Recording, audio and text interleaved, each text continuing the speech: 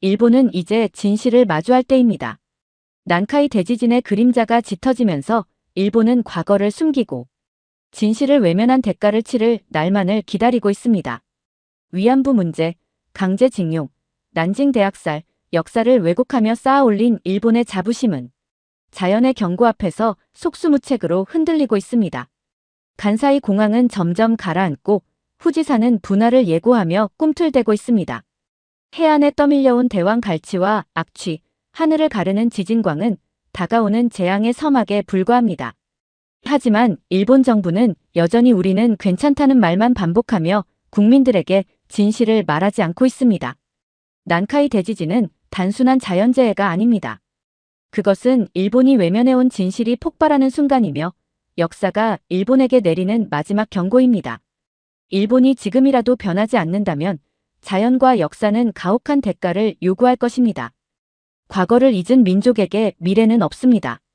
이 말은 일본이 살아남기 위해 반드시 새겨야 할 마지막 경고입니다. 라고 말하는 일본 지질학자가 있습니다. 대체 무슨 사연인지 오늘 사연 바로 시작하겠습니다. 저는 타카하시 유토, 일본의 지진학자입니다. 오랜 시간 동안 난카이 해곡의 데이터를 분석하며 다가올 대재앙의 그림자를 감지해왔습니다. 그리고 지난 2025년 1월 13일 미야자키 앞바다에서 발생한 규모 6.9의 지진은 제 모든 경고가 현실로 다가오고 있음을 보여주는 신호였습니다. 휴가나다 해역에서 발생한 지진은 진원의 깊이가 얕았고 흔들림은 미야자키현 북부 평야 지역에서 진도 5약 수준으로 감지되었죠. 진도 5약은 사람이 공포를 느끼기에 충분한 강도입니다. 책장이 흔들리고 가구가 기우뚱거릴 정도의 진동이었어요. 하지만 저에게 더 무서웠던 것은 이 지진이 난카이 대지진과 연결될 가능성이 있다는 점이었습니다. 일본 기상청은 즉각적으로 미야자키현과 고치현에 쓰나미주의보를 발령했습니다. 쓰나미의 예상 높이는 1m 정도였지만 이번 지진이 전조에 불과하다는 것을 저는 알 수 있었습니다. 지난 30년간 난카이 해곡의 압력 축적 상황을 분석해온 결과 이 지역은 대규모 지진의 임계점에 점점 다가가고 있었습니다. 기상청이 발표한 난카이 해곡 대지진 임시정보는 제 연구가 사실임을 증명하는 또 다른 신호였습니다. 이번에도 그냥 지나가겠지. 대다수의 국민들은 그렇게 생각하며 평소처럼 일상을 이어갔습니다. 정부는 이번 지진은 난카이 대지진과는 관련이 없다고 발표하며 국민을 안심시켰습니다. 하지만 저는 데이터가 거짓말하지 않는다는 것을 알고 있었어요. 이번 지진은 난카이 해곡에서 점점 커지는 압력의 한 조각일 뿐 진짜 재앙은 아직 오지 않았습니다. 과거에도 이런 일이 있었습니다. 2011년 동일본 대지진 전에도 작은 지진과 쓰나미가 잦았지만 사람들은 이를 무시했죠. 그 결과는 어땠을까요? 초대형 쓰나미가 일본 동북부를 휩쓸며 수많은 생명을 앗아갔습니다. 그리고 저는 동일본 대지진 이후로 반복되는 작은 신호들이 난카이 대지진이라는 더 거대한 위험을 예고하고 있다고 확신하고 있습니다. 하지만 일본은 여전히 같은 실수를 반복하고 있었습니다. 국민들은 정부의 일본은 안전하다는 말을 믿으며 현실을 외면했습니다. 진실을 외면하면 대가는 반드시 돌아온다. 저는 스스로에게 항상 이렇게 되뇌입니다. 난카이 대지진은 단순한 자연재해가 아닐지도 모릅니다. 이것은 일본이 그동안 외면해온 모든 진실이 한꺼번에 폭발하는 순간일지도 모릅니다. 저는 일본인이지만 가끔 우리가 정말 진실을 알고 싶어 하는지 의문이 듭니다. 저는 대학 시절 일본이 진실을 외면하고 있다는 생각을 처음 하게 되었습니다. 그 당시 국제 교류 프로그램을 통해 한국에서 온 학생들과 이야기를 나누게 되었습니다. 위안부 문제, 강제징용, 난징 대학살 등 일본 교과서에서는 한 줄도 제대로 배우지 못했던 사실들이 그들의 입에서 쏟아져 나왔어요. 처음에는 믿을 수 없었죠. 그런 일은 과장된 거 아니야? 라는 말이 저절로 나왔습니다. 하지만 그들의 눈빛과 목소리는 진실을 담고 있었어요. 저는 일본의 역사 교과서를 다시 펼쳐봤습니다. 그리고 깨달았어요. 우리가 배운 역사는 진실의 절반조차 담고 있지 않았습니다. 위안부 문제는 일본군 위안부로 활동한 여성이라는 한 문장으로 끝났고 강제징용은 일본 경제 발전에 협력한 노동자들로 미화되어 있었습니다. 난징 대학살은 아예 언급조차 없었죠. 대신 우리는 일본이 전쟁에서 받은 피해, 히로시마와 나가사키 원폭의 아픔만 배웠습니다. 스스로를 피해자라고 생각하도록 만들어진 역사 교육이었죠. 대학 졸업 후 지진학자로 일하면서도 이런 역사 왜곡의 흔적은 계속 보였습니다. 일본 정부는 국민을 안심시키기 위해 불편한 진실을 덮어왔습니다. 그 태도는 자연재해에 대해서도 마찬가지였습니다. 제가 난카이 대지진의 위험성을 알리기 위해 작성한 보고서는 정부의 눈에 불편한 진실이었어요. 그들은 국민이 불안해지는 것을 원하지 않았고 경제적 손실이 우려된다는 이유로 발표를 막았습니다. 문제는 여기서 끝나지 않았습니다. 국민들 역시 정부의 말을 맹목적으로 믿으며 현실을 외면했어요. 일본은 세계 최고의 방제 기술을 가지고 있다는 말을 되풀이하며 안심하려 했죠. 그러나 저는 알고 있었습니다. 진실을 숨기는 데 익숙해진 일본이 과거에도 지금도 같은 실수를 반복하고 있다는 것을요. 한국과 비교하지 않을 수 없었어요. 한국의 경우 과거사 문제에 대해 숨기지 않았습니다. 오히려 아픈 역사를 대면하고 이를 교훈으로 삼아 미래를 준비했습니다. 한글 창제와 같은 문화적 독창성부터 일제강점기와 한국전쟁을 거쳐 경제대국으로 성장하기까지 한국은 스스로의 역사를 직시하며 성장했어요. 정부의 태도는 국민들에게도 영향을 미칩니다. 일본에서 대다수 사람들은 위안부 문제나 강제징용 이야기가 나오면 불편해하거나 심지어 이를 부정합니다. 증거가 없다거나 이미 오래전 일이다라는 식으로요. 하지만 그렇게 외면한다고 진실이 사라지지는 않아요. 자연재해도 마찬가지입니다. 난카이 대지진은 이미 우리 코앞에 다가와 있습니다. 저는 연구실에서 난카이 해곡 데이터를 다시 검토하며 한숨을 내쉬었어요. 어쩌면 제가 보고 있는 이 숫자들이 미래를 예고하는 마지막 신호일지도 모르겠습니다. 난카이 해곡에서 쌓여가는 압력은 이미 위험 수위를 넘었고 지진 발생 가능성은 점점 높아지고 있었어요. 하지만 이 데이터를 바탕으로 정부와 학회에 발표한 제 경고는 여전히 무시당하고 있었습니다. 정부 관계자의 답변은 항상 똑같았습니다.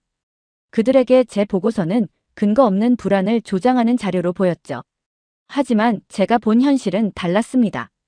난카이 해곡의 압력 축적 그래프는 급격히 상승하고 있었고 인근 지역에서 발생한 작은 지진들은 대지진의 전조처럼 보였어요. 난카이 대지진이 발생한다면 일본 남부는 엄청난 피해를 입을 것입니다. 쓰나미가 태평양 연안을 휩쓸고 도로와 철도, 항만은 한순간에 마비되겠죠. 후지산 분화 가능성까지 겹친다면 일본은 회복 불가능한 상황에 빠질지도 모릅니다. 저는 이 시나리오를 정부에 전달했지만 그들은 여전히 침묵했어요. 저는 무력감을 느꼈습니다. 일본은 항상 그랬습니다. 불편한 진실을 덮어두는데 익숙한 나라였어요. 과거사 문제도 자연재해의 위험도 그랬습니다. 국민들은 정부의 말을 믿으며 현실을 외면하고 있었습니다. 하지만 현실은 언제나 우리의 무지를 비웃으며 다가옵니다. 저는 일본의 현재 방제 시스템을 점검하며 또 다른 문제를 발견했습니다. 간사이 공항은 설계 단계에서부터 결함이 있었고 이미 11m나 가라앉았습니다. 유지 보수에 매년 막대한 비용이 투입되고 있지만 근본적인 문제는 해결되지 않았어요. 간사이 공항이 이 정도라면 다른 해안 지역은 어떨까요? 일본의 주요 도시와 공항, 항구 대부분이 해안에 위치해 있습니다. 저는 이 상황에서 어떻게든 경각심을 일깨워야 한다고 생각했어요. 국제학술지에 논문을 제출하고 외국 연구자들과 협력하여 일본 정부가 위험을 공개하도록 압박해야 했습니다. 일본은 혼자 이 위기를 극복할 수 없다는 걸 인정해야 합니다. 최근 인천공항 사례를 연구하며 머리가 멍해지는 기분을 느꼈어요. 한국이 공항을 바다 위에 세웠다는 점은 일본의 간사이 공항과 유사했습니다. 하지만 두 공항의 운명은 극명하게 달랐습니다. 간사이 공항은 개항 이후 11m 이상 가라앉았고 지금도 유지 보수에 천문학적인 비용이 들어가고 있습니다. 반면 인천공항은 바다를 메우고 만든 매립지 위에 세워졌지만 20년 넘게 안정적으로 운영되고 있었어요. 그 차이는 무엇이었을까요? 한국은 영종도와 용유도라는 자연섬 사이를 메워 주변 지형의 안정성을 활용했어요. 또한 매립지 아래에 수만 개의 강관 파이를 설치해 지반을 단단히 고정시켰습니다. 파일을 세로로 늘어놓으면 서울에서 부산까지 왕복할 정도의 길이라고 하더군요. 무엇보다 그들은 예측할 수 있는 모든 문제를 사전에 점검하며 건설을 진행했습니다. 우리가 왜 이런 방식을 도입하지 않았을까? 저는 간사이 공항의 설계 보고서를 다시 열어보며 고개를 저었습니다. 간사이 공항은 연약 지반 위에 얹혀진 인공섬일 뿐이었어요. 그들은 공사 초기부터 지반 침하가 불가피하다는 것을 알았지만 대규모 샌드 드레인 공법만으로 해결하려 했습니다. 그 결과 초기 예상보다 훨씬 빠르게 침하가 진행되었고 부등 침하 문제까지 겹쳐 주요 시설이 심각한 손상을 입었습니다. 일본이 한국보다 뛰어난 기술을 가지고 있다고 믿었는데 그게 아니었나 봅니다. 제 동료 한 명이 인천공항 사례를 분석하며 이렇게 말했을 때 저는 깊은 생각에 빠졌어요. 일본은 기술 강국으로 자부심이 강하지만 그 자부심이 때로는 현실을 직시하지 못하게 만드는 장애물이 될 수 있다는 걸 깨달았습니다. 한국은 기술뿐만 아니라 역사적인 교훈도 바탕으로 삼았습니다. 고려시대부터 갯벌을 매립해 농경지와 마을을 조성했던 경험이 있었던 거죠. 저는 이 이야기를 접하고 놀랐습니다. 1000년 전부터 축적된 지식과 기술이 현대에 적용되었다니요. 간사이 공항의 현실을 보세요. 매년 수천억 엔을 들여 침하를 보수하고 있지만 근본적인 문제는 해결되지 않았습니다. 태풍이나 지진이 발생하면 이 공항이 버틸 수 있을까요? 제가 한국 방재 전문가와 이메일로 주고받은 대화가 기억납니다. 그 전문가는 이렇게 말했습니다. 우리는 절대 같은 실수를 반복하지 않으려고 노력해요. 재난은 반복되지만 대비는 그걸 줄일 수 있습니다. 이 메시지는 제 가슴 깊이 박혔습니다. 일본은 스스로를 최고라고 칭하지만 그 말 뒤에는 교만과 자만심이 자리 잡고 있었습니다. 우리는 실패를 인정하지 않았고 과거를 반성하지 않았습니다. 데이터를 통해 경고를 외치지만 아무도 듣지 않는다. 저는 회의에서 이렇게 말하며 답답함을 호소했어요. 하지만 동료들의 반응은 미적지근했죠. 몇몇은 한국의 사례를 너무 이상적으로 보는 것 아니야? 라고 반문했습니다. 저는 국제학술회의에서 난카이 대지진과 일본의 방재 정책 문제를 발표하며 이 문장을 시작으로 이야기를 풀어나갔습니다. 청중들 대부분은 일본이 지진에 대비한 세계적인 기술을 보유하고 있다는 고정관념을 가지고 있었습니다. 하지만 저는 간사이 공항의 침하 문제, 일본 해안 지역의 부실한 방재 대책 등을 구체적으로 언급하며 그들의 시각에 균열을 일으키기 시작했어요. 발표가 끝나고 한 독일인 지진학자가 저에게 다가와 말했습니다. 일본은 기술 강국이지만 이 발표를 들으니 어쩌면 그것이 일본의 약점일지도 모르겠군요. 과거를 반성하지 않으니 같은 실수를 반복하고 있는 것 같아요. 그 말은 저에게 큰 충격을 주었습니다. 일본이 과거사를 외면하며 국제적 비판을 받고 있다는 사실은 이미 알고 있었습니다. 하지만 자연재해 대비라는 영역에서도 우리가 같은 태도를 보이고 있다는 것은 부끄럽기 그지없었어요. 유네스코의 세계유산 등재 논란을 떠올리게 되었습니다. 일본은 강제징용과 관련된 역사를 삭제한 채 산업유산을 등재하려 했고 국제적으로 큰 논란을 일으켰습니다. 그뿐만 아니라 위안부 문제에서도 일본 정부는 이미 해결된 문제라는 입장을 고수하며 피해자들의 고통을 외면했죠. 이러한 태도는 우리에게 불편한 진실을 덮는데 익숙해지게 만들었습니다. 그러나 진실은 국제사회에서 결코 완전히 가려지지 않습니다. 국제사회에서 일본의 태도는 점점 더 고립되고 있었습니다. 유엔에서 일본의 방재 정책을 참고하려던 몇몇 나라들은 간사이 공항의 침하 문제를 알고 나서 협력을 주저하기 시작했습니다. 일본조차 자기 문제를 해결하지 못하는데 우리가 일본의 도움을 받을 수 있을까요? 라는 말이 돌았죠. 저는 이런 상황을 지켜보며 일본이 스스로의 신뢰를 무너뜨리고 있다는 사실을 절감했습니다. 그런데도 일본은 여전히 변하지 않았습니다. 정부는 국민들에게 현실을 직시할 기회를 차단하고 있었습니다. 저조차도 이 상황에서 무엇을 더 할 수 있을지 의문이 들 정도로 답답함을 느꼈어요. 그러나 포기할 수 없었습니다. 국제적인 압력이 언젠가 일본 내부의 변화로 이어질 수도 있다는 희망을 품고 있었기 때문입니다. 저는 난카이 대지진의 위험성을 알리기 위해 가능한 모든 방법을 동원했어요. 학회 발표, 언론기고, 정부 보고서 제출, 심지어 지역 방송국 인터뷰까지. 하지만 일본 사회의 반응은 여전히 차갑기만 했습니다. 그러던 중 미야자키 현 해안에서 심상치 않은 소식이 들려왔습니다. 어민들이 거대한 갈치와 오징어가 떠밀려왔다며 소란을 피웠고 몇몇 주민들은 밤마다 하늘이 번쩍이는 지진광을 목격했다고 했습니다. 지역 SNS에서는 새들이 집단으로 방향을 잃고 공장 지붕에 몰려드는 영상이 퍼지고 있었어요. 이 모든 현상은 이미 학계에서 지진 전조로 여겨지는 것들이었습니다.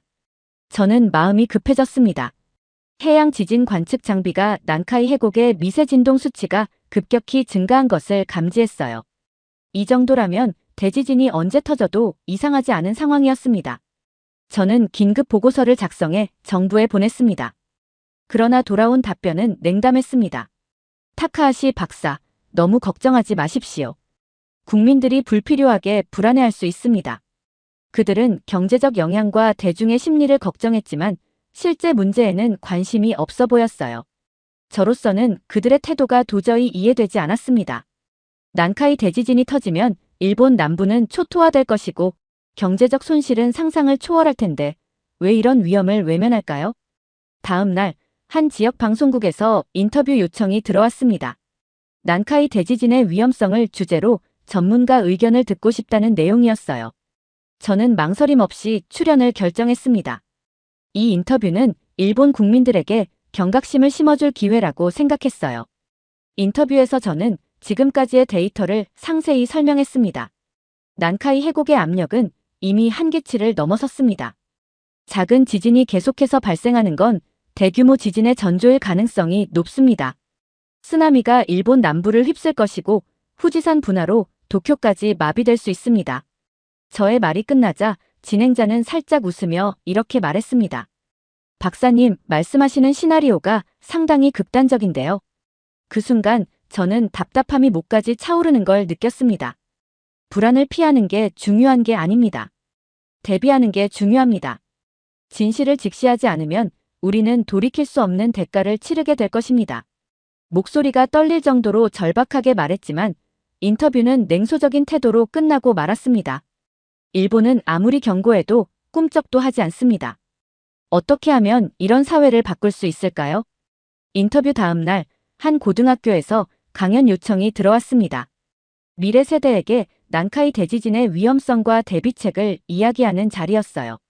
학생들의 눈빛은 진지했고 몇몇은 저에게 질문을 던지며 적극적으로 참여했습니다.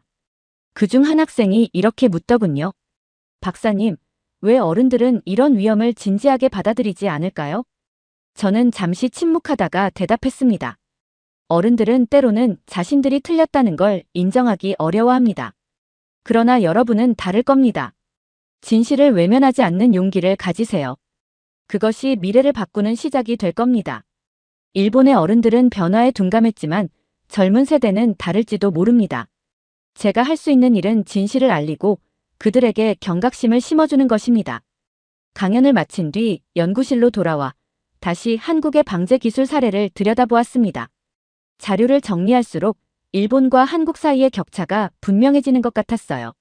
한국은 인천공항 건설 전부터 철저한 계획과 준비 과정을 거쳤습니다. 바다를 메우고 그 위에 거대한 공항을 세운 것은 일본의 간사이 공항과 비슷한 발상이었지만 접근 방식은 완전히 달랐습니다. 일본은 기술적 자부심에 의존해 빠르게 공항을 세웠고 초기 성공에 도취되었습니다. 한국은 과거의 실패에서 교훈을 얻었다고 합니다.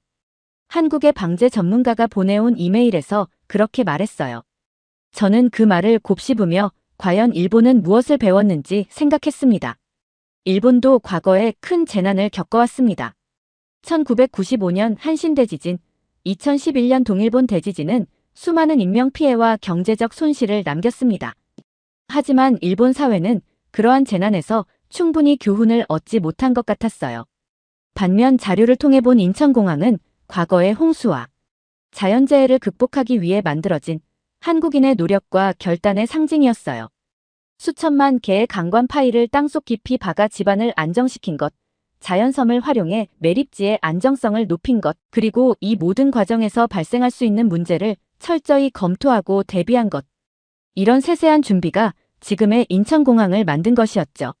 며칠 후 한국의 한방제 컨퍼런스에 초청받아 참석하게 되었습니다. 발표를 통해 저는 한국이 얼마나 치밀하게 재난 대비를 준비해왔는지 직접 들을 수 있었습니다.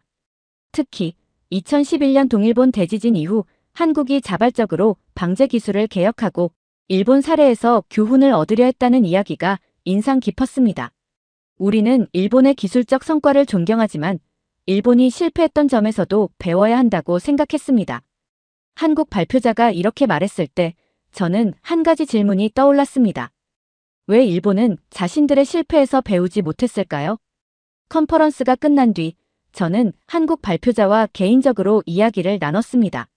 일본은 기술적으로 뛰어나지만 과거를 직시하는 데는 약한 것 같습니다. 그는 이렇게 말하며 차분히 웃었습니다. 과거를 숨기면 현재의 문제도 숨기게 되니까요. 재난도 마찬가지입니다. 일본은 기술적인 자부심만으로는 부족하다는 걸 깨달아야 해요. 그의 말은 제가 그동안 느껴왔던 답답함을 정확히 짚어낸 것 같았어요. 저는 일본이 변화할 수 있다는 희망을 놓고 싶지 않았습니다. 비록 정부와 대중이 제 경고를 쉽게 받아들이지 않았지만 제가 만난 몇몇 사람들 사이에서는 작은 변화의 움직임이 보였어요. 강연 이후 한 고등학생이 저에게 이메일을 보냈습니다. 박사님, 저희 세대는 어른들과 다르게 일본이 직면한 문제를 해결하고 싶습니다. 하지만 저희 목소리는 너무 작아서 힘들어요. 그 메시지를 읽고 저는 복잡한 감정을 느꼈습니다. 일본의 젊은 세대는 이미 변화를 원하고 있었습니다. 문제는 그들의 목소리가 기존의 체제 속에서 묻히고 있다는 점이었어요. 그 후로도 몇몇 젊은 학자들이 제게 연락을 해왔습니다. 그들은 일본의 방제 기술과 정책에 대해 토론하고 싶어 했어요. 한 학자는 이렇게 말했습니다. 정부가 위험을 축소 발표하고 국민에게 안심만 시키는 건 시대착오적입니다. 우리는 솔직히 대중과 소통해야 합니다. 그 말에 저는 깊이 공감했습니다. 진실을 외면하지 않는 태도야말로 일본이 앞으로 나아가기 위해 필요한 첫걸음이었어요. 하지만 일본 사회의 변화는 더딜 수밖에 없었습니다. 과거를 덮으려는 정부와 그에 익숙해진 국민들 사이에서 진실을 알리려는 목소리는 여전히 작았습니다. 한 지방 방송국에서 다큐멘터리를 제작하며 저를 인터뷰하러 왔을 때 저는 이런 말을 했어요. 우리가 준비되지 않으면 대재앙이 닥쳤을 때 아무도 우리를 도울 수 없습니다. 방송 후 일부 시청자들로부터 메일이 도착했습니다.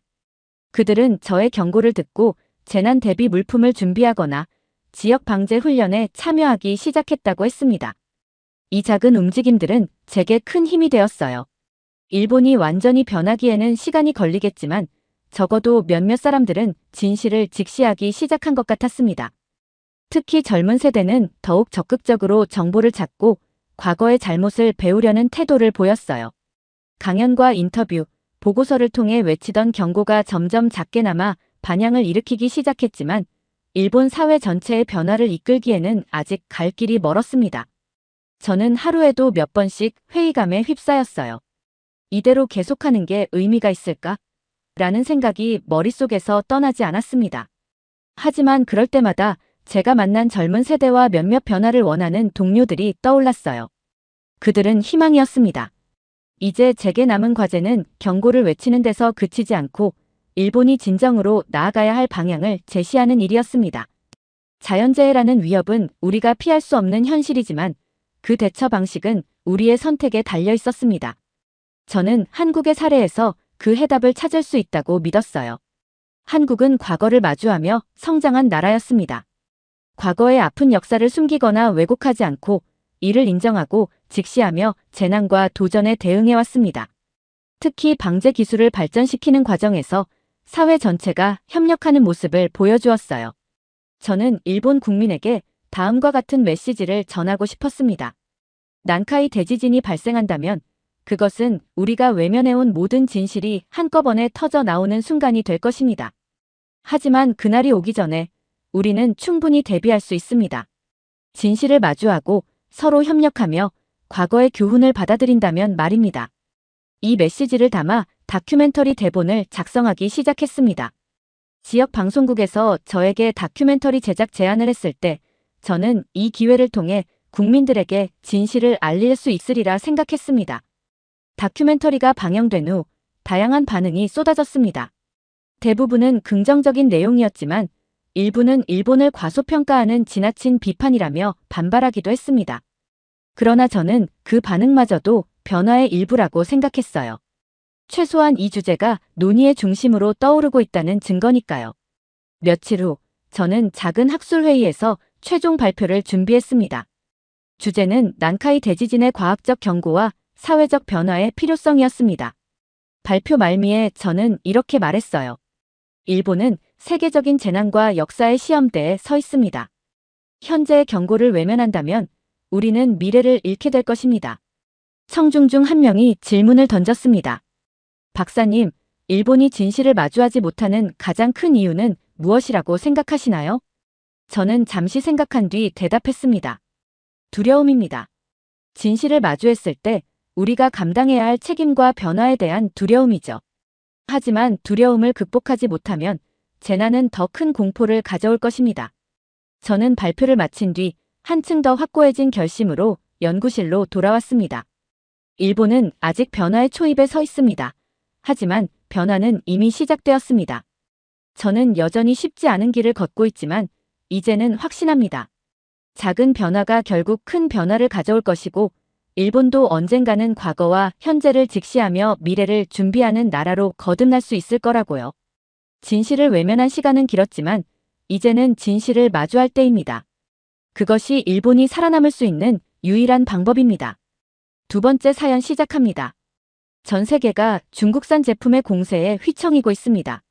압도적인 저가 전략과 물량 공세로 각국의 시장을 잠식하며 기존의 강자들마저 흔들리고 있는 상황이죠.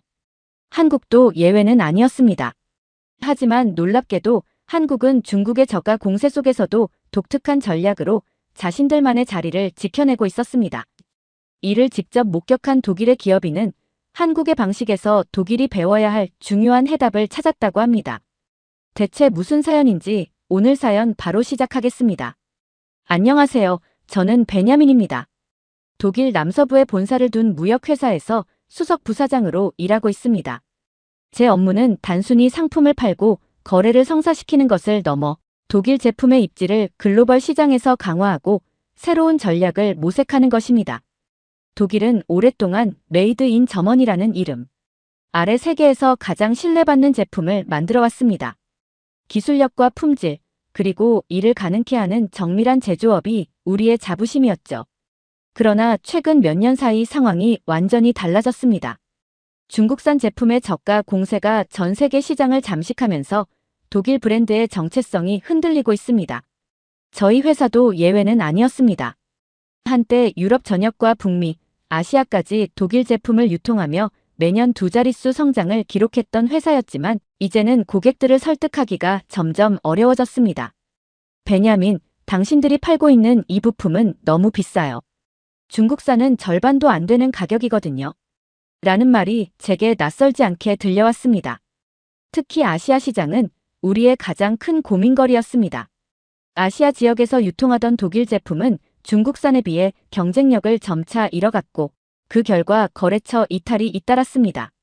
최근 한국의 한 대형 유통 파트너사마저 중국산 제품으로 라인업을 교체하면서 회사는 다시 한번 큰 충격을 받았습니다. 그때 본사에서 특별한 지시가 내려왔습니다. 한국 출장을 통해 그들이 중국의 저가 공세 속에서도 기술력과 신뢰를 기반으로 시장을 유지하고 있는 비결을 분석하라는 임무였습니다. 한국은 중국과 가까운 위치에 있으면서도 기술력과 혁신으로 고유한 시장을 구축한 곳이다. 우리는 거기서 배워야 한다. 상사의 말이 머릿속을 맴돌았습니다. 솔직히 저는 회의적이었습니다. 한국이 뭐 얼마나 다를까? 라는 생각을 떨칠 수 없었거든요. 독일조차 중국의 공세를 막지 못했는데 한국이라고 다를까 싶었습니다. 출장을 준비하면서 한국 시장에 대해 읽어보니 상황은 그리 희망적이지 않았습니다. 중국산 제품이 한국 시장에서도 점유율을 확장하고 있다는 소식이 많았거든요. 인천공항에 내리자마자 저는 약간의 충격을 받았습니다. 공항부터 모든 것이 너무 깨끗하고 질서정연했어요. 이건 독일 공항과 비교해도 손색이 없네라는 생각이 들더군요. 그리고 무엇보다 빠르고 효율적이었습니다. 입국 심사부터 수화물 찾기까지 모든 과정이 놀랄 정도로 매끄러웠어요. 독일에서 출장을 자주 다니는 저로선 이런 효율성이 꽤 인상적이었습니다. 서울로 이동하며 창밖을 바라보는데 또 한 번 놀랐습니다. 고층 빌딩들이 끝없이 이어지고 있었거든요. 한때 한국은 독일에 비해 작은 나라라는 선입견을 가지고 있었지만 서울은 그런 생각을 한순간에 날려버렸습니다. 도시 전체가 에너지로 가득 찬 것처럼 보였어요. 번쩍이는 네온사인과 움직이는 사람들, 차량 행렬까지 모든 것이 빠르게 돌아가는 것 같았죠. 호텔에 짐을 풀고 로비에서 간단한 음료를 주문했는데 웨이터가 유창한 영어로 제게 말을 걸었습니다. 출장으로 오셨나요? 혹시 비즈니스 관련 도움이 필요하면 말씀하세요. 저는 순간 당황했어요. 유럽을 제외하고 이렇게 영어를 자연스럽게 쓰는 나라를 몇 번이나 가봤던가요? 영어에 능숙한 서비스와 프로페셔널한 태도에 감탄이 나왔습니다. 독일에서도 이런 수준의 서비스를 경험하기는 쉽지 않으니까요. 숙소 근처의 편의점에 들어갔는데 저를 당황하게 만든 건 중국산 제품들이었습니다. 작은 생활용품부터 간단한 전자기기까지 가격이 믿을 수 없을 정도로 저렴했어요. 독일에서 같은 제품을 사려면 두세 배는 더 내야 할 것 같은데 여기선 말 그대로 거저인 수준이었습니다. 저는 독일과 크게 다르지 않은 현실에 약간 실망했습니다. 제가 알고 있던 고품질의 한국이 아니라 중국에 잠식된 한국이라는 생각이 들었거든요. 그런데 다음 날 한국 스타트업 관계자와의 대화가 제 생각을 조금 바꿨습니다. 독일에서는 중국 제품과 많이 경쟁하시겠네요. 한국도 비슷한 상황이지만 조금 다르긴 합니다. 저는 그 말에 고개를 갸우뚱하며 되물었습니다. 다르다고요? 한국도 중국 제품이 상당히 많은 것 같은데요. 그는 웃으며 말했습니다. 맞습니다. 저렴한 소비재는 중국산이 많습니다. 하지만 한국 소비자들은 품질에 매우 민감해서 고가 제품이나 중요한 분야에서는 여전히 한국 제품을 선호합니다. 그러면서 스마트폰, 가전제품, 그리고 자동차 같은 고가품 시장에선 중국산 제품이 거의 자리를 잡지 못하고 있다고 덧붙였습니다. 저는 약간 혼란스러웠습니다. 그래도 중국 제품의 가격 경쟁력이 워낙 강하지 않습니까? 한국은 그걸 어떻게 버티나요? 제 질문에 그는 단호하게 말했어요. 우리는 가격으로 싸우지 않습니다. 대신 기술과 신뢰로 승부하죠. 그리고 한국 정부도 국내 기업들이 살아남을 수 있도록 지원합니다. 이 대화는 저를 자극했습니다. 기술과 신뢰라니 독일이 한때 자랑하던 가치를 한국이 어떻게 구현하고 있는지 알고 싶어졌습니다. 하지만 한편으론 의문이 생기기도 했습니다. 한국의 소비자들이 정말 그렇게 품질을 중시한다면 왜 여전히 중국산 제품이 이렇게 많이 팔리는 걸까? 그날 밤 저는 스마트폰을 꺼내 한국의 소비자 리뷰를 찾아봤습니다. 특히 이커머스 플랫폼에서 판매되는 중국산 제품과 한국산 제품을 비교해보니 흥미로운 점이 있더군요. 저렴한 중국 제품도 잘 팔리긴 했지만 신뢰가 필요한 고가 제품에서는 한국 브랜드의 압도적인 우위를 볼 수 있었습니다. 고객 리뷰에서도 중국산은 가성비는 좋지만 품질이 떨어진다는 이야기가 많았어요. 그때 느꼈습니다. 한국은 겉으로 보이는 것 이상으로 독특한 균형을 가지고 있었습니다. 중국 제품의 가격 매력을 인정하면서도 중요한 제품군에서는 절대 품질을 타협하지 않는다는 점에서요. 한국 소비자들의 까다로운 눈이 어떻게 국내 기업을 보호하고 있는지 조금씩 이해가 되기 시작했습니다. 다음 날 저는 회사의 요청으로 서울 창신동 문구완구 도매시장을 방문했습니다. 회사가 한국의 전통 도매시장과 소상공인들이 중국 제품 공세 속에서 어떻게 버티는지 알아보라는 임무를 준 것이었어요. 창신동은 한국에서 가장 오래되고 큰 문구완구 시장으로 한때 전국에 물건을 공급하는 중심지로 유명했다고 하더군요. 시장에 도착했을 때 저는 처음으로 그곳의 분위기에 압도되었습니다. 수십 개의 가게들이 골목을 따라 늘어서 있었지만 제가 기대했던 활기찬 모습은 어디에도 없었습니다. 주말이 아님에도 불구하고 손님은 거의 보이지 않았고 몇몇 상점은 문을 닫은 상태였습니다. 저는 문득 독일에서 한창 위기를 겪고 있는 소규모 제조업체들이 떠올랐어요. 이곳도 비슷한 운명을 맞이한 걸까 하는 생각이 들었습니다. 뭐 찾으세요? 한 상인이 물었습니다. 저는 간단히 문구류와 완구에 대해 알아보려 한다고 말했어요. 상인은 마지못해 웃으며 저를 가게 안으로 안내했죠. 그런데 진열된 제품들을 보는 순간 저는 약간 당황했습니다. 중국산 제품들이 대부분이었기 때문입니다. 이거 다 중국에서 가져오신 거예요? 제가 물었습니다.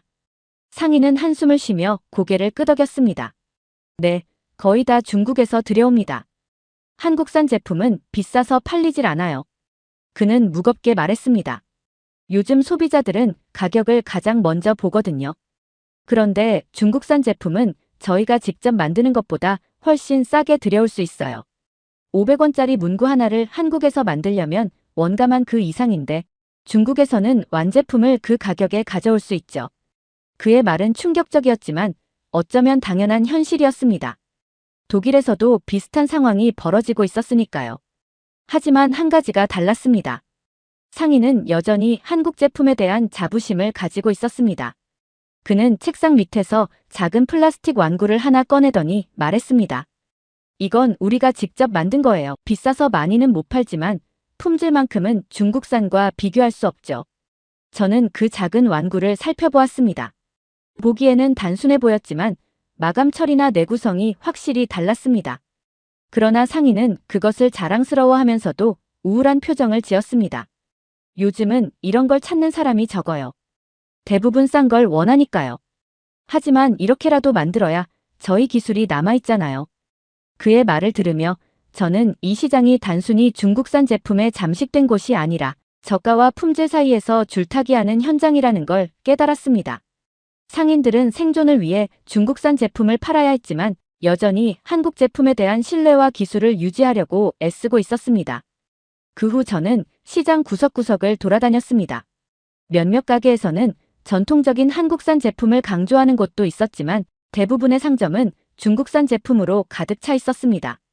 저는 한 상인에게 이런 상황에서 한국 제품으로 경쟁할 방법이 있을까요? 라고 물었습니다. 그는 잠시 고민하다 대답했습니다. 사실 쉽지 않죠. 그래서 우리도 중국에서 수입해 팔 수밖에 없어요. 그런데요. 그래도 중요한 건 한국 제품을 사야 한다고 믿는 사람들이 꽤 있어요. 품질에서 확실히 다르니까요.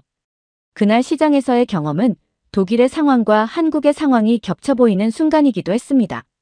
하지만 한 가지 차이점이 있었습니다. 독일에서는 이미 중국산 제품에 거의 완전히 밀린 기업들이 많았지만 한국은 여전히 품질과 기술력으로 버티려는 의지를 유지하고 있었습니다. 시장 안에서 한국 제품을 고집하는 상인의 얼굴이 잊히지 않았습니다.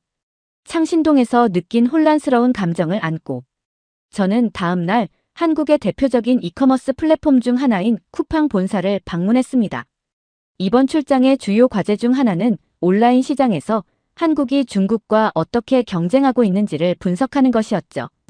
독일에서도 온라인 시장은 급성장 중이었지만 중국산 제품이 빠르게 침투해 꼴머리를 앓고 있었습니다. 그래서 한국이 과연 이 문제를 어떻게 풀고 있는지 궁금했어요. 쿠팡 본사에 도착하자 회사 직원이 반갑게 저를 맞아주며 투어를 안내했습니다. 베냐민님, 쿠팡은 단순히 물건을 파는 플랫폼이 아닙니다. 우리는 소비자의 신뢰를 사고 그 신뢰를 기반으로 성장하는 기업입니다. 그녀의 첫마디는 제 호기심을 자극하기 충분했습니다. 가장 먼저 눈에 띈 건 물류 시스템이었습니다. 쿠팡의 강점은 바로 로켓 배송이라는 초고속 배송 서비스에 있다고 했습니다. 주문 후 몇 시간 안에 고객의 문 앞에 상품을 놓는 것이 목표입니다. 직원이 자랑스럽게 설명했습니다. 저도 독일에서 아마존 프라임 서비스를 써본 적이 있었지만 쿠팡의 속도는 그 이상이라고 느껴졌어요. 중국 제품들도 이 시스템에 많이 포함되나요? 제가 질문하자 그녀는 고개를 끄덕였습니다. 네, 하지만 차이가 있습니다. 쿠팡은 중국산 제품을 판매하더라도 고객의 신뢰를 훼손하지 않도록 철저히 검증된 제품만 취급합니다. 그녀는 이어서 고객 리뷰나 상품 평가가 낮은 제품은 플랫폼에서 금방 도태됩니다. 결국 고객들은 자연스럽게 한국 브랜드를 더 신뢰하게 되죠. 라고 설명했어요. 제가 실제로 쿠팡 플랫폼을 살펴보니 흥미로운 점이 하나 보였습니다. 저가형 제품 중에는 중국산이 많았지만 고급 전자제품, 가전제품, 그리고 프리미엄 카테고리에서는 한국산 제품이 압도적으로 우위를 점하고 있었습니다. 이렇게 고가 제품에서 한국 브랜드가 강세를 보이는 이유가 뭘까요? 제가 묻자 직원은 웃으며 답했습니다. 한국 소비자들은 품질을 매우 중요하게 생각합니다. 중국산이 가격 경쟁력은 뛰어나지만 품질이나 내구성에서 문제가 많다고 느끼죠. 그래서 신뢰가 필요한 고가 제품에서는 한국산 제품을 선호합니다. 쿠팡 직원은 한국 소비자들이 품질을 중시한다며 리뷰와 평가 시스템이 상품의 생존 여부를 결정짓는 중요한 요소라고 설명했습니다. 가격만으로 선택한 제품은 결국 소비자의 신뢰를 얻지 못해 자연스럽게 도태됩니다. 이 말에서 한국의 독특한 소비 문화를 엿볼 수 있었습니다. 품질 문제로 인해 환불 요청이 많았던 중국산 제품은 플랫폼에서 자연스럽게 퇴출되는 구조였죠. 이건 한국 소비자들만의 독특한 특징입니다. 가격보다는 가치를 중시하죠. 직원의 말은 다시 한번 제 고정관념을 흔들었습니다. 투어의 마지막, 저는 쿠팡의 창고를 직접 볼 수 있었습니다. 거대한 자동화 설비와 빠른 분류 시스템은 마치 하나의 살아있는 생물처럼 움직이고 있었습니다. 이게 가능했던 이유는 무엇일까요? 라는 질문에 직원은 잠시 멈췄다가 이렇게 답했습니다. 한국은 작은 나라입니다. 하지만 이 작은 시장 안에서 빠르고 효율적으로 움직여야만 살아남을 수 있었죠. 우리는 중국과 같은 초저가 전략 대신 신속성과 품질로 승부합니다. 호텔로 돌아오는 길, 저는 쿠팡 앱을 직접 다운받아 몇 가지 상품을 살펴봤습니다. 놀라웠던 건 상품 정보와 리뷰가 얼마나 투명하게 공개되어 있는지였어요. 한국 소비자들은 제품에 대해 매우 솔직하게 평가했고 그 평가가 곧 상품의 생존 여부를 결정하는 중요한 요소가 된다는 것을 느낄 수 있었습니다. 한국에서의 5번째 일정은 배터리 제조 공장과 반도체 연구소를 방문하는 날이었습니다. 저희 회사는 독일산 산업기계를 아시아 시장에 수출하는 비즈니스를 하고 있었는데 최근 몇 년간 배터리와 반도체 산업에서 중국이 독일 기업을 위협하는 사례가 늘어나면서 이런 기술 분야에 대한 이해가 더욱 절실해졌습니다. 특히 한국은 세계 최고 수준의 배터리와 반도체 기술로 중국과 직접 경쟁하는 나라였기에 이번 방문은 중요한 학습 기회였죠. 첫 방문지는 배터리 제조 공장이었습니다. 공장에 도착하자마자 깔끔하게 정리된 작업 환경과 자동화된 설비가 눈길을 끌었습니다. 공장 관계자는 저를 환영하며 한국 배터리 산업이 어떻게 발전해왔는지 설명하기 시작했습니다. 우리는 단순히 생산량만 늘리는 것이 아니라 안전성과 효율성을 극대화하는 데 중점을 두고 있습니다. 그가 꺼내든 배터리 샘플은 3원계 리튬 배터리로 전기차와 에너지 저장 장치에 사용되는 고성능 배터리였습니다. 관계자는 배터리의 안정성과 효율성에 대해 설명하며 자부심을 드러냈습니다. 한국 배터리는 안전성과 성능을 모두 고려합니다. 글로벌 시장에서도 이러한 특성 때문에 신뢰를 받고 있죠. 최근 독일에서도 전기차 배터리와 관련된 안전 문제가 몇 차례 논의되었고, 이는 소비자들에게 배터리 품질과 신뢰성의 중요성을 다시 상기시키는 계기가 되었습니다. 저는 그 문제를 떠올리며 질문했습니다. 중국은 빠르게 기술을 따라잡고 있지만 여전히 품질 문제가 잦은 것 같습니다. 한국은 이 부분에서 어떻게 차별화하고 있습니까? 공장 관계자는 미소를 지으며 답했습니다. 중국은 저렴한 배터리를 대량으로 생산하지만 안전성과 품질이 충분히 검증되지 않은 경우가 많습니다. 우리는 다릅니다. 한국 배터리는 신뢰를 기반으로 만들어집니다. 테슬라 같은 글로벌 기업이 우리 배터리를 사용하는 이유도 바로 이 점이죠. 그의 설명은 설득력이 있었습니다. 한국의 배터리는 단순히 기술력이 뛰어난 것뿐만 아니라 소비자 신뢰와 글로벌 기준을 충족하는 제품이었습니다. 투어가 끝난 후 담당자가 농담처럼 한마디 했습니다. 우리가 반도체와 배터리로 세계 시장을 잡고 있기 때문에 중국도 한국 시장에 그렇게 집착하는 걸지도 모릅니다.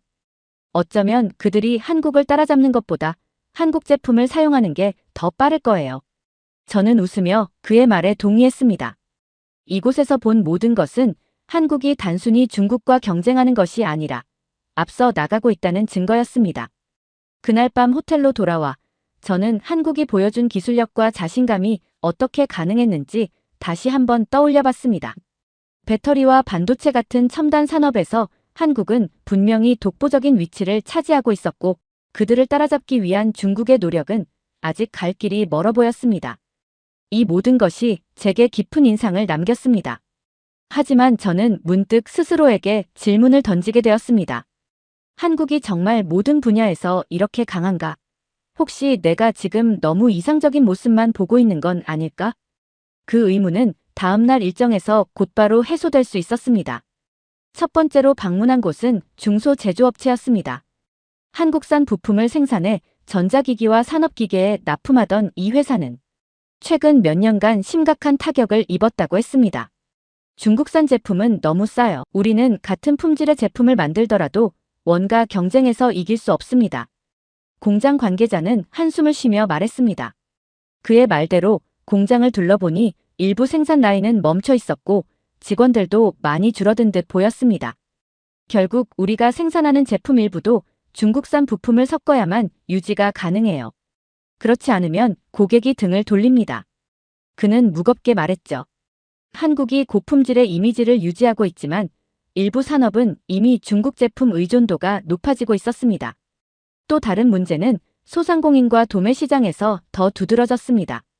특히 전통적인 시장에서는 가격만으로 승부를 보는 중국산 제품이 여전히 강세를 보이고 있었습니다. 창신동에서 만났던 상인들의 고충이 떠올랐습니다. 중국 제품이 없으면 장사가 되지 않는다는 현실은 한국에서도 피해갈 수 없는 숙제였습니다. 하지만 이런 문제 속에서도 한국은 독특한 대응 전략을 가지고 있었습니다. 한국 정부와 기업들은 단순히 중국 제품을 배척하거나 규제하는 것이 아니라 국내 산업을 보호하고 성장시키는 다양한 방식을 도입하고 있었습니다. 먼저 한국 정부는 중소기업들이 경쟁력을 잃지 않도록 기술 개발, 자금 지원과 정책적 보호를 강화하고 있었습니다. 공장 관계자는 이를 긍정적으로 평가했습니다. 최근 몇 년간 정부의 지원으로 자동화 설비를 도입했습니다. 덕분에 중국산 제품과의 품질 격차를 더 벌릴 수 있었죠. 그는 공장의 한 구석에 새롭게 설치된 기계를 가리키며 말했습니다. 또한 한국 소비자들의 품질 중심 구매 성향도 국내 산업을 보호하는 역할을 하고 있었습니다. 공장의 부품을 사용하는 한 전자제품 회사의 관계자는 이렇게 말했습니다. 한국 소비자들은 싸다고 아무거나 사지 않아요. 특히 신뢰가 필요한 제품이라면 중국산 대신 한국산을 선택하는 경향이 강합니다. 이 말은 이전에 쿠팡에서 확인했던 데이터와도 일치했습니다. 한국 소비자들이 신뢰를 기반으로 한 선택을 한다는 점이 다시 한번 확인된 순간이었습니다. 한국은 또한 중국과의 기술 격차를 유지하기 위해 지속적인 투자를 아끼지 않았습니다. 반도체 연구소 관계자는 이렇게 말했습니다. 우리가 가격 경쟁에서는 불리할지 모르지만 중국은 여전히 우리가 가진 기술적 장벽을 넘지 못하고 있습니다. 그 격차를 유지하는 것이 가장 중요하죠. 그의 말은 한국의 기술 중심 전략이 단순한 생존 방식이 아니라 장기적인 비전을 가지고 있다는 것을 보여줬습니다. 그날 오후 한 상인과의 대화가 특히 기억에 남았습니다. 그는 가게에서 파는 중국산 제품을 가리키며 말했습니다. 싸긴 싸죠. 그런데 보세요. 이건 몇 번 쓰면 금방 망가져요. 우리 손님들 중에는 한번 그렇게 당하고 나면 다시는 중국산을 안 찾는 분도 많아요. 그래서 여전히 한국산 제품을 찾는 사람들이 있습니다. 그의 말은 한국 소비자들이 단순히 가격만 보지 않는다는 사실을 다시 한번 상기시켰습니다. 소비자들의 이런 태도는 결국 국내 산업을 지탱하는 중요한 힘이 되고 있었습니다. 저는 한국이 직면한 현실적인 문제들에도 불구하고 그들이 어떻게 대응하고 있는지를 곰곰이 생각해 봤습니다. 한국은 중국산 제품의 유입을 완전히 막을 수 없었습니다. 하지만 고품질 기술과 소비자 신뢰를 기반으로 한 강점을 유지하며 그들만의 방식으로 균형을 맞추고 있었습니다. 독일에서도 유사한 문제들이 있었습니다. 우리 역시 중국산 제품에 의존하는 경향이 강해지고 있었고 그로 인해 자국 산업이 위축되고 있었죠. 하지만 한국의 사례는 우리에게 중요한 교훈을 주었습니다. 단순히 가격 경쟁에 매달리지 않고 기술력과 신뢰를 통해 차별화하는 것이야말로 장기적으로 생존할 수 있는 방법이라는 점이 분명했습니다. 한국의 대응 전략은 완벽하지 않았지만 그 안에는 독일이 배워야 할 중요한 요소들이 있었습니다.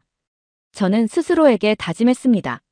한국은 문제가 없는 것이 아니라 그 문제를 해결하는 방식이 독일과 다를 뿐이다.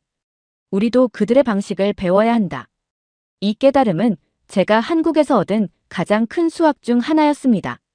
한국에서의 일정을 마무리하던 날, 저는 마지막으로 전통시장을 방문했습니다.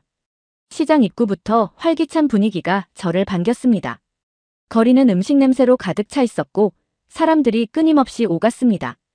저는 한 할머니가 운영하는 작은 분식가게에 들러 간단히 전통 음식을 맛보았습니다. 할머니는 식재료에 대해 설명하며 중국산 재료는 절대 안 써요. 손님들이 금방 알아보거든요. 한국 사람들은 먹는 건 더 신경 써요. 라고 자랑스레 말했습니다. 저는 이 대화를 통해 한국 소비자들이 먹거리에서도 신뢰와 품질을 중시한다는 점을 더욱 확신할 수 있었습니다. 저는 이때 깨달았습니다. 독일에서도 많은 소상공인들이 중국산 제품에 밀려 어려움을 겪고 있지만 가치와 정성을 전달하는 방식으로 소비자와 연결된다면 충분히 경쟁력을 유지할 수 있을 거라고 느껴졌습니다. 한국에서의 마지막 밤, 저는 호텔방 창문 너머로 펼쳐진 서울의 야경을 바라보며 지난 며칠 동안의 일정을 떠올렸습니다. 이 출장의 목적은 단순히 중국산 저가 제품의 공세 속에서 한국이 어떻게 살아남고 있는지 분석하는 것이었습니다. 하지만 제게는 그것 이상이었습니다. 한국은 단순히 버티고 있는 나라가 아니었습니다. 그들은 자신들만의 철학과 방식으로 중국과의 경쟁에서 승리하고 있는 모습을 보여주고 있었습니다. 이튿날 비행기에 오르면서 저는 독일에 돌아가면 상사와 동료들에게 어떻게 이 경험을 전달할지 고민했습니다. 제가 직접 본 한국의 사례는 단순한 참고 자료가 아니라 독일이 새롭게 방향을 잡아야 할 실질적인 해법이었습니다. 독일로 돌아오자마자 출장 보고서를 준비하기 시작했습니다. 보고서의 첫 문장은 이렇게 시작되었습니다. 한국은 단순히 가격 경쟁에 끌려가는 나라가 아니다. 그들은 품질, 신뢰 그리고 독창성을 바탕으로 자신들만의 방식을 만들어가고 있다. 회의에서 저는 한국의 사례를 상세히 설명했습니다. 한국은 중국산 제품이 압도적으로 저렴하다는 사실을 인정합니다. 하지만 그들은 싸움의 무대를 바꾸는데 성공했습니다. 단순히 가격으로 맞서기보다는 품질과 신뢰로 승부하며 중국이 넘볼 수 없는 영역을 만들어가고 있습니다. 저는 이어서 한국에서 직접 보고 들은 사례들을 구체적으로 나열했습니다. 한국 정부는 기술 혁신과 중소기업 지원을 통해 기업들이 단순히 생존하는 수준을 넘어설 수 있도록 돕고 있습니다. 그들은 중소기업과 대기업 모두가 기술력을 강화해 시장에서 차별화되도록 지원합니다. 독일도 이런 협력 모델을 참고할 필요가 있습니다. 한국 소비자들은 단순히 가격이 저렴하다고 해서 구매하지 않습니다. 그들은 품질과 신뢰를 중시하며 특히 고가 제품에서는 절대적으로 한국산을 선호합니다. 이런 소비자들의 태도가 한국 기업들에게 품질 중심의 생태계를 유지할 수 있는 기반이 되고 있습니다. 배터리와 반도체 같은 핵심 산업에서 한국은 이미 세계적 리더입니다. 중국산 제품이 저렴한 가격으로 시장을 점령하려 해도 한국의 기술력과 안전성은 따라잡기 어렵습니다. 독일도 고품질 기술을 통해 이런 차별화를 다시 만들어야 합니다. 제 보고를 듣던 직원들은 처음에는 반신반의하는 표정을 지었습니다. 특히 중국산 제품의 가격 공세를 무시할 수 있느냐는 의문이 나왔습니다. 하지만 저는 이렇게 답했습니다. 한국도 처음엔 비슷한 고민을 했습니다. 하지만 그들은 자신들만의 방식을 찾아냈습니다. 독일이 우리의 강점을 살리려면 단순히 중국산 제품과 같은 선상에서 싸우는 대신 우리만의 독창적이고 고품질의 전략으로 시장을 재편해야 합니다. 한국은 그걸 해냈고 우리도 할 수 있습니다. 회의가 끝난 후 몇몇 직원들이 다가와 질문을 했습니다. 한국에서도 중국산 제품에 의존하는 부분이 있다면서요? 그런데도 그들은 어떻게 산업 전반에서 이런 경쟁력을 유지하고 있죠? 저는 이렇게 대답했습니다. 한국은 완벽하지 않습니다. 일부 분야에서 중국산 부품이나 저가 제품에 의존하는 건 사실입니다. 하지만 그들은 중요한 시장에서는 결코 품질을 타협하지 않습니다. 배터리, 반도체, 전자제품 같은 핵심 산업에서는 독보적인 신뢰와 기술력을 유지하고 있죠. 우리 회사도 그런 우위를 만들어야 합니다. 저는 한국에서의 경험이 제게 얼마나 큰 영향을 주었는지 다시 한번 실감했습니다. 한국은 단순히 중국과 경쟁하는 것이 아니라 그들만의 방식으로 경쟁의 무대를 바꾸고 있었습니다. 그날 밤 집으로 돌아와 저는 아내에게 출장 이야기를 들려주며 이렇게 말했습니다. 이 출장은 단순한 업무가 아니었어. 한국에서의 시간은 나와 우리 회사에 커다란 교훈을 안겨줬고 앞으로 우리가 나아가야 할 방향을 깨닫게 해줬어. 우리도 한국처럼 신뢰와 품질로 승부한다면 충분히 다시 일어설 수 있을 거야. 한국에서의 일정을 통해 저는 단순히 하나의 산업 전략을 배운 것이 아니라 장기적인 비전과 철학을 깨달았습니다. 한국에서 배운 방식은 우리가 새로운 방향성을 찾는데 중요한 영감을 주었습니다. 이를 바탕으로 품질 중심의 신뢰 캠페인을 유럽 시장에서 시작하고 세부 전략을 직원들과 함께 구체화할 계획입니다. 그리고 그 여정은 제가 한국에서 배운 교훈들로부터 시작될 것입니다. 오늘 사연이 재미있으셨다면 구독과 좋아요, 알림 설정까지 부탁드립니다. 더 재미있는 사연으로 돌아오겠습니다. 이상 감동탐험이었습니다.